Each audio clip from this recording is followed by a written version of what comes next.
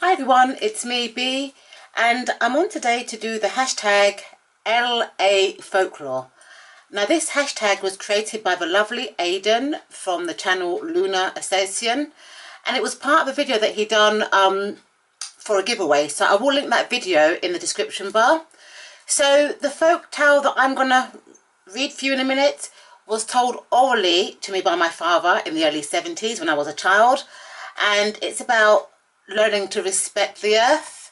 I also kind of tell this folk tale to my grandchildren because they're like fourth generation UK born people of Nigerian origin, and I think it's nice to know a bit about their heritage. Okay, so I'm going to flip the camera around and read you my folk tale. Why is the sky far away? A Nigerian folk tale, retold by Mary Jane Gerson and pictures by Carla Glomby.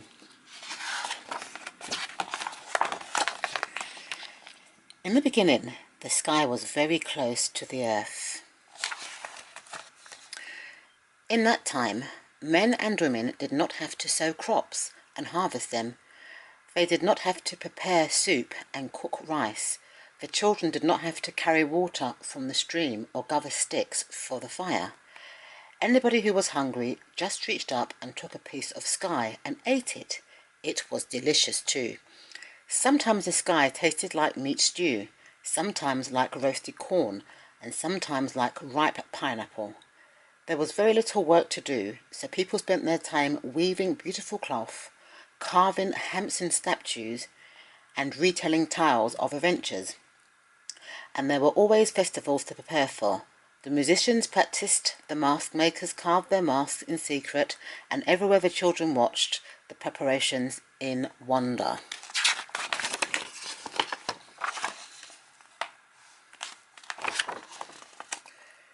The king of the land was called the Oba, and his court was magnificent. At the royal palace was a team of servants whose only work was to cut and shape the sky for ceremonies. But the sky was growing angry because people were always wasteful. More often they took more than they could possibly eat and threw the leftovers into garbage heaps. I'm tired of seeing myself sawed and spoiled on every rubbish bin in the land, brooded the sky. So one morning at sunrise, the sky turned very dark. Thick black clouds gathered over the Oba's palace, and a great voice boomed out from above. Oba, mighty one, your people have wasted my gifts. I'm tired of seeing myself on heaps of garbage everywhere. I warn you, do not waste my gifts any longer, or they will no longer be yours. The Oba in terror sent messages carrying the sky's warning to every corner of the land. In every village, people were told about the sky's unhappiness. The children were warned never to take a piece of sky unless they were truly hungry.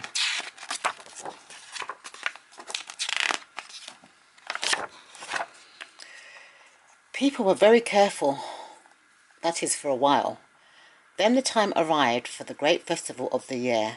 It was the festival that celebrated the power of the Oba. The most important palace dancers performed all through the night, and the Oba himself, in so many robes, danced for his subjects. By the fifth day, they were rejoicing in every home, on every street. The Oba knew, though, that with the dancing and merriment, people might forget the sky's warning, so he made sure no one took more sky than he or she absolutely needed. Now, there was a woman in this kingdom who was never satisfied. She could barely move when she wore all her weighty coral necklaces her husband had bought her, but she still craved more necklaces. She had 11 children of her own, but she felt her house was empty, and most of all, Adesi loved to eat. On the very last night of the celebrations, Adesi and her husband were invited to the Oba's palace. There they danced and ate well past midnight. What an evening it was, Adesi thought later, standing in her own garden again. How I wish I could relieve tonight. The drumming I heard, the riches I saw, the food I ate. She looked up at the sky and, hoping to taste again the cucumbers and the meat stew the sky had offered, she took a huge piece to eat. She only had finished 1/3 of it when she could no longer swallow any more. "What have I done?" wailed Alyssa. "I cannot throw this away." "Atul!" she screamed, calling her husband. "Come and finish this piece of sky for me."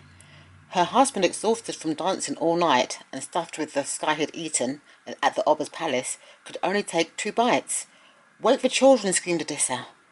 Now the children had spent all night at the masquerade and the party, after the dinner, most of them were still full to even nibble their mother's piece of sky.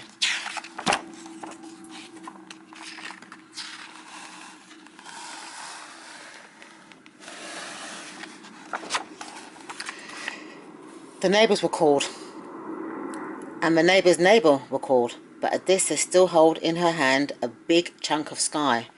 "What does it matter?" she said finally. "One more piece of sky on a rubbish heap."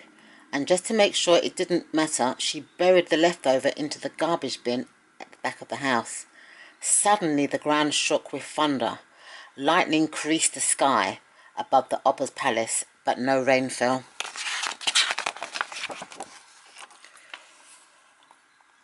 "Obba, mighty one," boomed a voice from above, "your people have not treated me with respect. Now I will leave you and move far away." "But what will we eat?" cried the Obba. "How will we live?" "You must learn to plough the land and gather crops and hunt in the forest," answered the sky. "Perhaps through your own labour you will learn not to waste the gifts of nature." No one in the land slept very well that night. The rising sun uncovered the heads of men and women and children peering over rooftops and through the windows, straining to see if the sky had really left them. It truly had. It had sailed upwards far out of their reach. From that day onwards, men and women and children had to grow their own food. They tilled the land and planted crops and harvested them, and far above them rested the sky, distant and blue, just as it does today.